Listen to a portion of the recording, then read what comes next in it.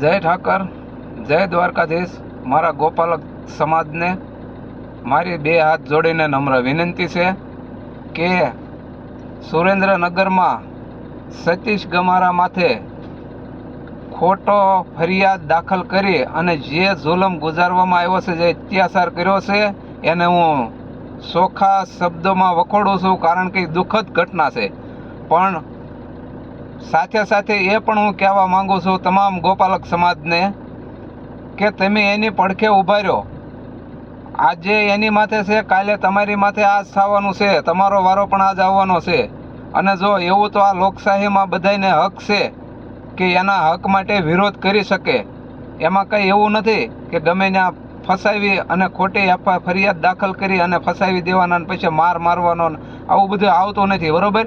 એટલે બે હાથ જોડીને વિનંતી કરું છું તમામ સમાજને કે એની પડખે તમે ઊભા રહ્યો. હાસો માણસ છે, તમે એની પડખે ઊભા નહીં રહ્યો તો કાલ પછી તમારો એ જ વારો આવશે, બરોબર?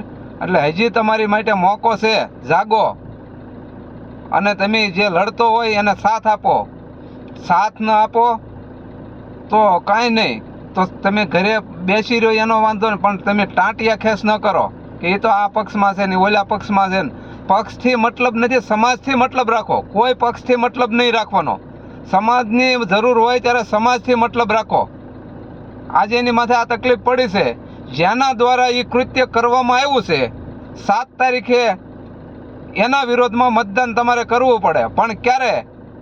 કે જેની દ્વારા જે ખોટું કૃત્ય જે કરવામાં આવ્યું છે કોઈ અધિકારી દ્વારા, તો એના વિરોધમાં ફરિયાદ દાખલ ન થાય તો તમારે 7 તારીખે એના વિરોધમાં મતદાન કરવાનું આવશે.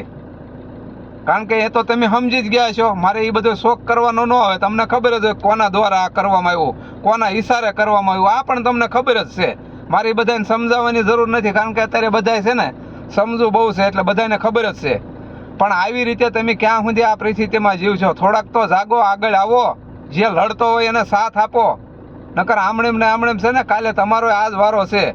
એટલે તમે મારી બે હાથ જોડીને હજી કહું છું ગોપાલક સમાજને, મારી બે હાથ જોડીને નમ્ર વિનંતી છે કે કોઈ પણ જગ્યાએ કોઈ પણ સમાજના દીકરાને ખોટી રીતે હેરાન કરવામાં આવતો હોય ત્યારે તમે એની પડખે ઊભા રહો, જેથી કરીને એને થોડીક તાકાત મળે, કે એને ખબર એને તાકાત આવે કે ભાઈ હું બરોબર લડું છું, મારો સમાજ મારી પડખે ઊભો છે. અને આવું તમે નહીં કરો તો પછી કાલ કોઈ લડવાવાળો ઊભો નહીં થાય અને તમારે સીધા પગ પકડવાના આવશે, બીજાના પગ પકડવાના આવશે કે ભાઈ અમારે આમ છે ને તમે આમ છે ને. કારણ કે સમાજનો જે આગેવાન જે થતો હોય એને તમે પગ પકડીને પાછો ખેંચો ત્યારે તમારે બીજે પગ પકડવા જવાનો વારો આવે છે, નકર તમારે પગ પકડવાનો વારો આવતો નથી. એટલે